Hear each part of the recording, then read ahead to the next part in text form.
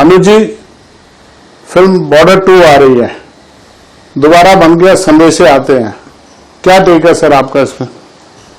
संदेशे आते हैं इतना ही लोकप्रिय गाना है। ये गाना 28 साल हो गए, शायद 28 या 29 साल हो गए, मुझे लगता है 30 साल हो जाएंगे, क्योंकि जब नींव रखी गई थी, जेपी साहब जब आए थे हमारे पास, उन्होंने कहा था कि अनु मुझे कुछ ऐसा गाना चाहिए जो सदा सदा चले। मैंने कोशिश बहुत की, लेकिन हाथ पे कोई मुखड़ा नहीं आ रहा था। एक दिन जावेद साहब को लेके आए और जावेद साहब ने पूरा गाना लिखा हुआ था। मैं इसलिए बताना चाहता हूं विस्तार में कि आपने एक सवाल किया कि कैसा लग रहा है। दरवाजा बंद कर दिया था, जहां आज हम लोग इंटरव्यू दे रहे हैं वही जगह है, और वहां सिर्फ जेपी साहब और जावेद साहब बैठे हुए थे और मैंने गाना बनाना शुरू किया। Rest is history, rest is history. उसकी रिकॉर्डिंग तक मुझे अच्छी तरह याद है, सुबह के 5 बज गए थे गाना करते करते।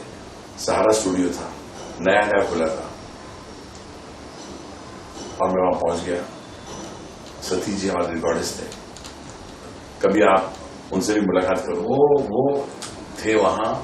और किस तरह मैंने सोनू निगम और रूपकुमार राठौर को रिकॉर्ड किया, मैंने किस तरह, वो कह रहे थे भाई अनु जी आप अलग अलग रिकॉर्ड करो, मैंने बिल्कुल नहीं, मैं दोनों को साथ में रिकॉर्ड करना चाहता हूं।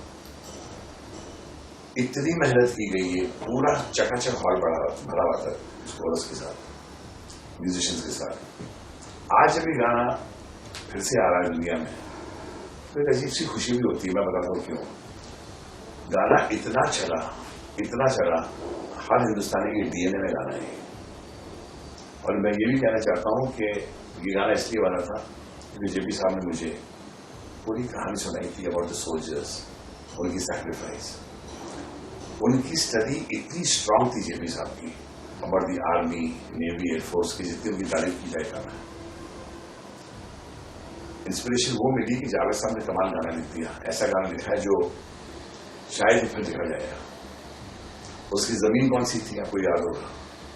मेरे लिए चैलेंज था, सबसे बड़ा चैलेंज था, कल चले यहाँ फिदा जानो वतन साथियों, और तुम्हारे हवाले वतन साथियों। मैं यही सोचकर तेरे दर से चला था, कहाँ मदन मोहन जी, कहाँ चेतन साहब, वो जमीन, और मुझे नया गाना बनाना पड़ रहा है। आप समझ गए मैं क्या कहना चाहता हूं? कि नया गाना बनाना कोई खाने का काम नहीं है, बनाया गाना, मेहनत की, आज हम उसी का खा रहे हैं। क्या बात है। आज जो कुछ है हम उस गाने से हैं। मैं जेपी साहब का शुक्रिया करना चाहता हूं, मैं जावेद साहब का शुक्रिया करना चाहता हूं जिन्होंने कमाल किया। और जहां तक सवाल है कि गाना आज फिर से आ रहा है, देखिए ये गाना ऐसा है कि आज भी रिक्रिएट हो रहा है, कल भी रिक्रिएट होगा। बॉर्डर सनी देओल के बिना नहीं बन सकती, बॉर्डर संदेश से आते हैं के बिना, और तो चलो के बिना नहीं बन सकती। जिन्होंने भी रिक्रिएट किया, I would like to congratulate and wish them all the best. The reason is very simple, जब उस वक्त चला था बहुत लोकप्रिय गाना हुआ, मैं दुआ करता हूं कि फिल्म और चले, गाने भी वही चले, और इसका रिक्रिएटेड जो वर्जन आ रहा है वो भी जनता को पसंद आए। क्योंकि मैं भी यही दुआ करता हूं कि जो ये रिक्रिएट कर रहे हैं ये बहुत चले। मैं निधि गुप्ता को बहुत शुभकामनाएं देना चाहता हूं, जेपी साहब को शुभकामनाएं देना चाहता हूं, म्यूजिक कंपोजर जो रिक्रिएट कर रहे हैं उनको, लिरिक राइटर सबको मैं चाहता हूं कि ये बहुत अच्छा गाना हो, और बाहर जब जनता के पास आए तो जनता अपने दिल में बसा ले इस गाने को। संदेश से आते एक आइकॉनिक गाना है जो किसी के खून से निकल नहीं सकता। वो गाना वो है जो लोग 26 जनवरी को गाते ही गाते हैं, 15 अगस्त को गाते ही गाते हैं, और गाते ही रहते हैं। यानी कि अगर कोई इसका मीम भी बना ले तो लोग भड़क जाते हैं। ये वो गाना है।